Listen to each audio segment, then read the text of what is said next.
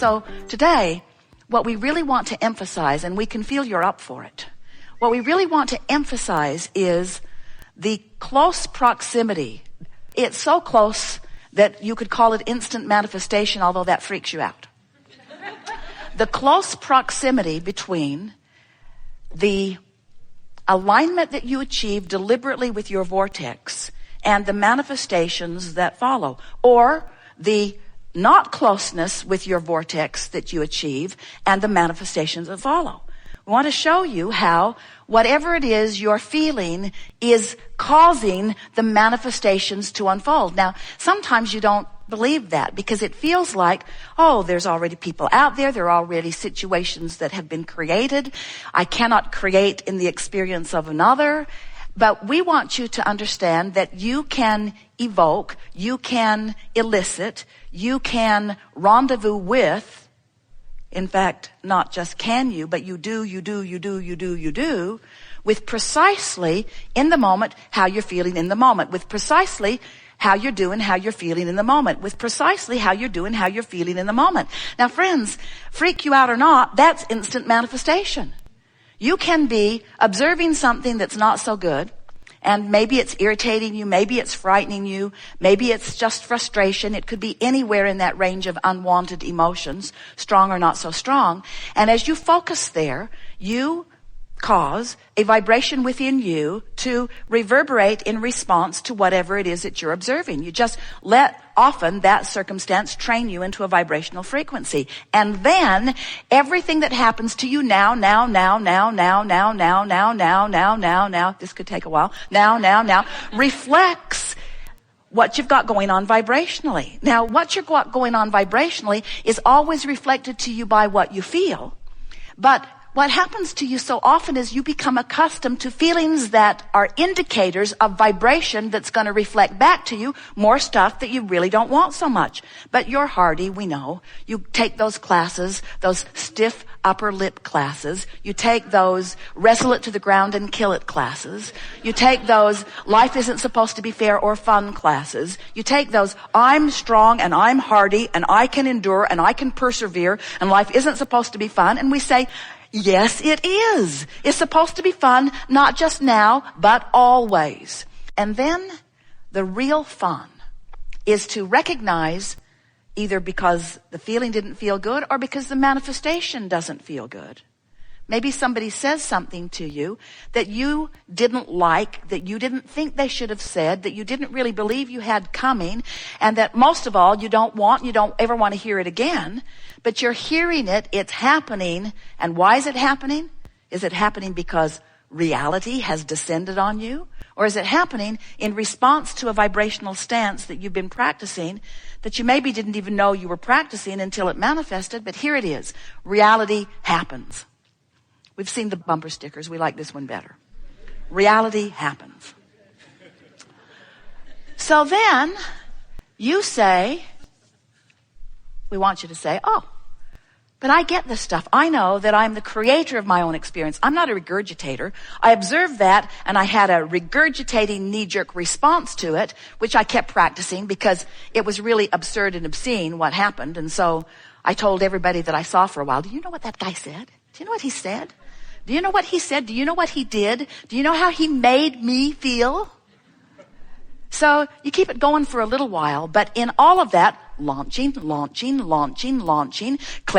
vortexing, creating, doing the vibrational precursoring, it's not a word, but write it down anyway, to what future manifestations can be depending upon what you do vibrationally. In other words, you've launched the rockets. The potential is there for the new and improved experience. The question is, are you going to keep regurgitating what is, because after all, that guy was really out of line? Or are you going to take the bounce and practice, and here are the operative words, practice the less easy vibration, because that's the easy vibration. You just observed it. All of your physical senses told you it was reality. And if you gathered together with others and went on some of those talk shows, most of the people would agree with you that that person was a misbehaving person and that you are right.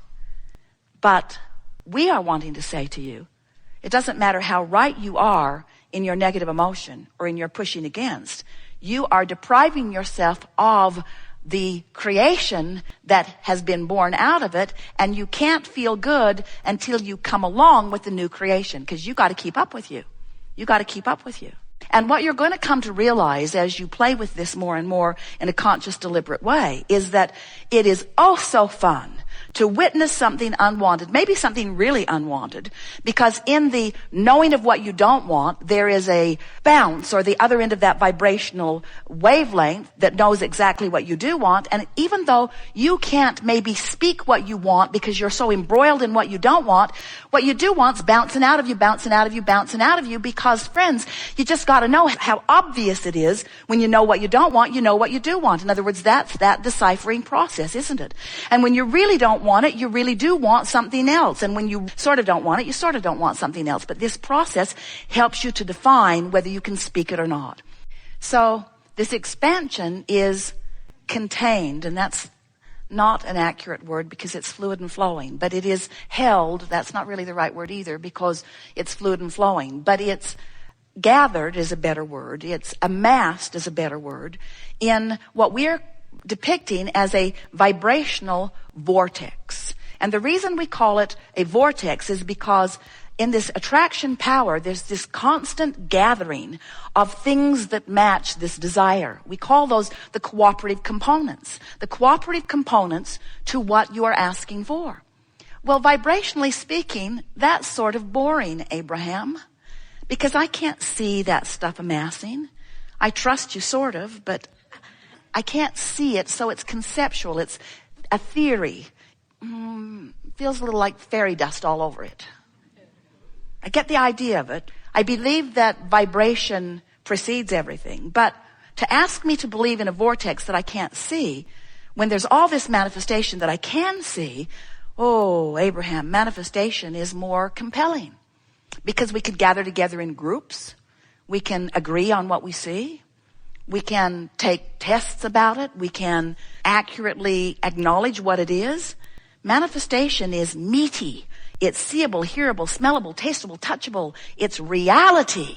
Abraham, manifestation is reality. We hear you. You talk to us all the time, and quite often you're annoyed. And we say, it is reality, but it's reality that has spawned and accrued and accumulated and come into your visual, sensual senses because it is a vibrational match to something that you've got chronically going on. And you have to know that because as you move around the planet and you interact with people, you see people living in similar circumstances that are manifesting entirely differently.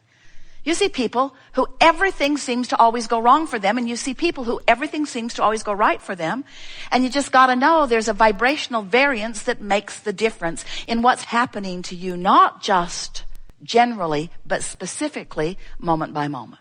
So this defining, this preferring, this giving birth to new intentions, it's the evolution of all species. It's the evolution of the cellular species. It's the evolution of the human species. It's the evolution of everything, is this energy or vibration that bounces from someone, whether you're a one-celled organism or whether you're a full-fledged genius human, focusing and identifying, whether consciously or whether vibrationally, identifying what it is you prefer. Evolution, evolution, expanding, expanding, becoming, becoming, becoming. But most humans are really slow on the trigger to go along with what they have birthed. Your inner being isn't. In other words, you were source energy before you came into this physical body, and only a part of that consciousness, a really rather small, we will not say insignificant, but it is part of you. In other words, the larger part of you remains non-physical. Here you are, physically focused, this wonderful personality that is you, sifting through and preferring, expanding, becoming, asking, whether you put words to it or not. Someone's rude, you want nicer people around you. If you're sick, you want to be well. If you're really sick, you really want to be well. If you don't have enough money, you want money. All day, every day, bounce, bounce, bounce, bounce, bounce.